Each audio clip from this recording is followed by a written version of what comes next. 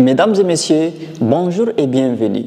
Nous avons trois cercles qui sont tous identiques et tangents entre eux, c'est-à-dire ils sont collés les uns les autres, de manière à ce qu'ils ont formé un petit espace ici en rouge que j'ai hachiré. Et c'est l'espace qui est en rouge là qu'on me demande de calculer. Tout ce qu'on sait, c'est que le rayon de chaque cercle est de 1 cm. On me demande de calculer la surface. Avant tout, je dois d'abord relier les centres de tous les cercles. Alors, relions d'abord les centres de tous les cercles. Bien.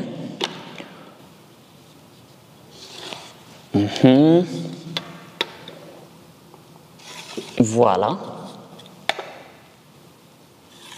Et voilà. Donc, nous avons relié les centres de tous les cercles. Et vous savez que du centre du cercle jusqu'ici, c'est le rayon, donc ça fait 1. Et là, d'ici jusqu'ici aussi, ça fait 1. D'ici jusqu'ici, ça fait 1. D'ici jusqu'ici, ça fait 1. Et de là jusqu'à là aussi, ça fait 1, ça fait 1.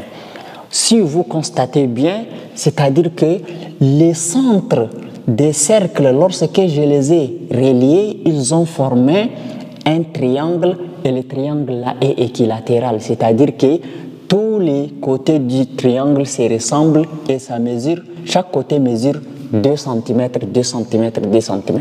Donc j'ai obtenu un triangle équilatéral des côtés qui est égal à 2 cm. Donc je vais effacer ici, ici, ici et ici pour vous dire que ici le côté de chaque triangle est égal à 2 cm. Donc j'écris ici quelque part côté est égal à 2 cm.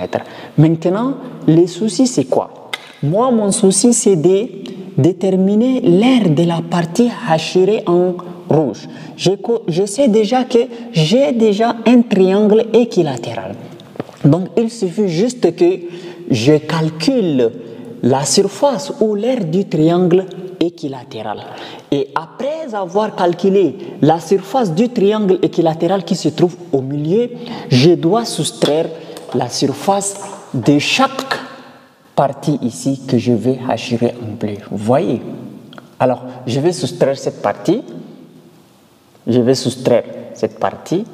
Et là, je vais soustraire aussi cette partie. Donc, vous voyez. Donc, ça, c'est un morceau de cercle. Ça aussi, c'est un morceau de cercle. C'est un morceau de cercle. Donc, on sait déjà comment calculer l'aire du morceau du cercle qui se trouve ici, du morceau du cercle qui se trouve ici et du morceau du cercle qui se trouve ici. C'est pour vous dire que nous avons déjà un triangle équilatéral que nous allons d'abord calculer l'aire de ce triangle équilatéral et après, on va soustraire ou retrancher l'aire de la partie hachirée en bleu et ce qui reste, c'est ça même, l'aire de la partie hachirée en rouge. Donc, nous avons déjà défini un plan et on va suivre ces plans-là pour pouvoir résoudre notre problème. Alors, comme on a déjà un triangle équilatéral, on sait aussi que le côté de ce triangle équilatéral mesure 2 cm, on va calculer l'aire du triangle équilatéral. Alors, calculons l'aire du triangle. Bien. Maintenant, avant de calculer l'aire du triangle, laissez-moi schématiser un triangle ici. Je ne vais pas salir le schéma là. Je fais un triangle équilatéral ici et on va voir comment faut-il trouver l'aire de ce triangle équilatéral. Ok, supposons que le triangle que je vais faire ici est un triangle équilatéral. Bien. Voilà, c'est un triangle équilatéral que je fais là et chaque côté mesure 2 cm. Maintenant, pour calculer l'aire de n'importe quel triangle, on sait que l'aire d'un triangle est égale à la base fois la hauteur et on divise par 2. Donc, si vous avez un triangle disposé comme ça, si la base est ses côtés, c'est-à-dire que la hauteur, c'est d'ici jusqu'ici. La hauteur, c'est la ligne qui vient du sommet ici et qui vient jusqu'à la base et qui forme avec la base un angle droit. C'est ça qu'on appelle la hauteur. Donc la base, c'est 2.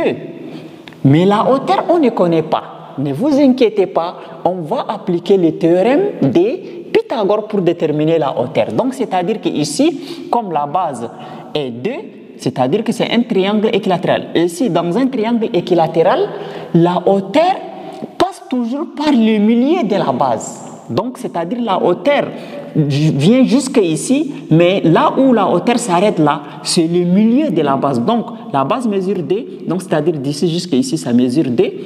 Ici aussi, on sait que ça mesure D. Autant pour moi, ici, ça mesure 1.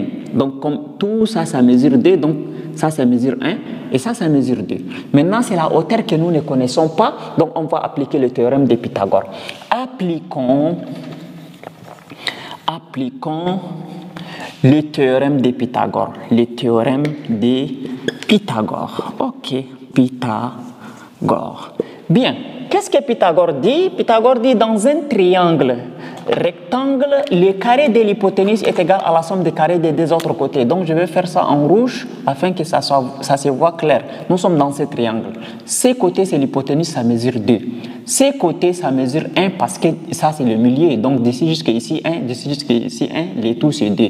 Et ces côtés, c'est la hauteur. Donc, l'hypoténuse au carré, donc c'est D au carré. Donc, D au carré est égal à la somme des carrés des deux autres côtés. 1 au carré plus h au carré. Ou bien, je peux écrire 1 au carré plus h au carré égale à d au carré, il n'y a pas de problème. Donc, 1 au carré plus h au carré égale à d au carré, n'est-ce pas? Donc, ici, 1 au carré, ça nous donne 1, et h au carré, j'écris toujours h au carré, et d au carré, ça nous donne 4. Alors, h au carré est égal à 4, n'est-ce pas? Et le 1, je le déplace de l'autre côté, ça va devenir moins 1. Donc, h au carré est égal à 4 moins 1, ça fait 3. H est égal à racine carrée de 3. Ne dites pas que c'est plus ou moins racine carrée de 3 parce qu'ici, il s'agit de la distance, donc je prends ce qui est positif. Déjà, j'ai trouvé la hauteur. Donc, en appliquant le théorème de Pythagore, j'ai trouvé la hauteur. Donc, qui veut dire qu'ici, déjà, on peut calculer l'aire. Donc, l'aire de notre triangle est égale à la base. La base, c'est 2. La base, ici, c'est tout ça. Fois la hauteur, c'est racine carrée de 3 et le tout sur 2. Donc, je simplifie 2, 2. Donc, c'est-à-dire l'aire est égale à racine carrée de 3. Donc, l'aire du triangle équilatéral en entier qui se trouve là, c'est égal à quoi? C'est égal à racine carrée de 3. Donc, je fasse ici pour dire que l'aire est égal à racine carrée de 3. Donc, nous avons un triangle équilatéral dont l'aire est égal à la racine carrée de 3. Bien, ça c'est très bien. Maintenant, vous savez que dans un triangle équilatéral, chaque angle mesure 60 degrés parce que la somme des mesures des angles dans un triangle est de 180 degrés. Et comme le triangle est équilatéral, c'est-à-dire tous les trois côtés sont des mêmes mesures, donc c'est-à-dire chaque angle est de 60 degrés ou encore en radian pi tiers. Ici également, ça fait pi tiers. Ici aussi, ça fait pi tiers. Donc, notre triangle est équilatéral et chaque angle mesure pi tiers. Maintenant, vous savez que d'ici jusqu'ici, ça fait 1. Alors, vous savez déjà que A est égal à racine carrée de 3, donc 100 cm². Ça, c'est la surface de quoi? Ça, c'est la surface de tous les triangles. Maintenant, nous sommes appelés à enlever ces morceaux, c'est-à-dire on va retrancher l'aire de la partie hachurée en blé. Mais vous savez que l'aire de la partie hachurée en blé, c'est l'aire d'un morceau de cercle. Donc, vous connaissez déjà comment on calcule l'aire d'un morceau de cercle. Donc, l'aire d'un morceau de cercle est égal à alpha, c'est-à-dire c'est l'angle. Maintenant, on connaît l'angle déjà, pi tiers. R au carré sur 2. Alpha R au carré sur 2, ça c'est la formule générale pour calculer l'aire d'un morceau de disque. Vous voyez, des morceaux de disque ou bien des morceaux de cercle, c'est comme ça. Donc, il n'y a pas de problème. Donc, là, alpha, c'est l'angle qui est pi tiers. Le rayon, c'est 1 et divisé par d. Donc, je vais dire alpha est égal à pi tiers fois rayon, c'est 1 élevé au carré, c'est toujours 1. le tout sur 2. Donc, c'est-à-dire, alpha est égal à quoi?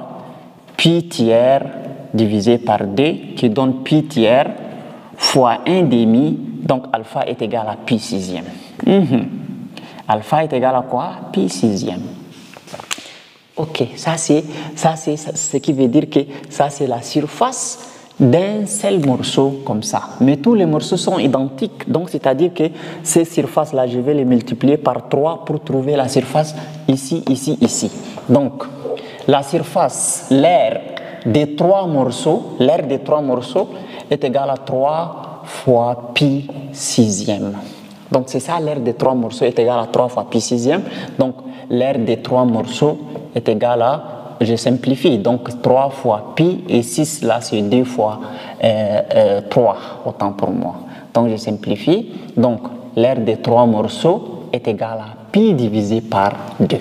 Voilà, donc on a calculé l'aire du triangle en entier et on va retrancher l'aire des 3 morceaux, donc c'est-à-dire l'aire est égal à l'aire du triangle moins l'aire du 3 morceaux. L'aire du 3 morceaux. Donc, l'aire est égal à l'aire du triangle, c'est racine carrée de 3 moins l'aire des 3 morceaux, c'est pi sur 2. Et là, après avoir calculé, donc on peut réduire au même dénominateur, ça veut dire racine carrée de 3 moins pi et le tout divisé par 2, c'est ça que nous en centimètres carrés, c'est ça l'aire de la partie hachurée en rouge. J'espère que vous avez compris et si la vidéo vous a plu, n'oubliez pas de la partager, de la liker, de vous abonner à la chaîne afin de ne plus rater nos